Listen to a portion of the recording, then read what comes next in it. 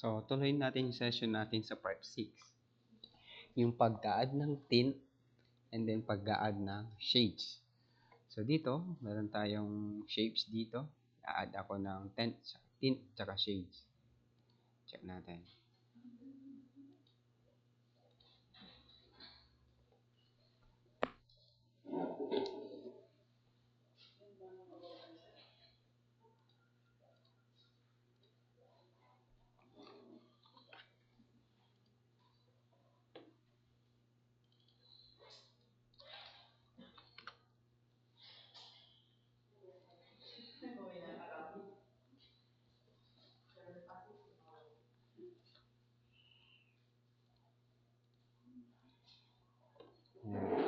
So, ito po yung tinatawag na tint tsaka shades.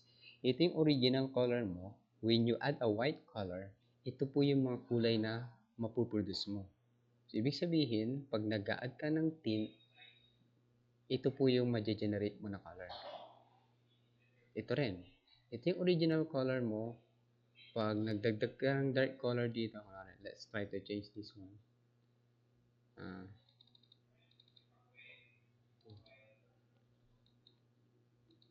Yan.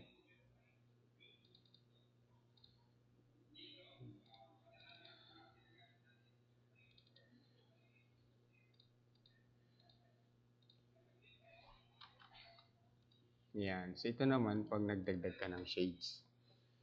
Okay? So, ito yung magiging color na mapipili mo. Okay? So, maliwanag na yan. Alright. So, yun yung tinatawag nila sa pagtitimpla ng color. Yan. Okay. So, i-cut ko na muna ito for now. Okay?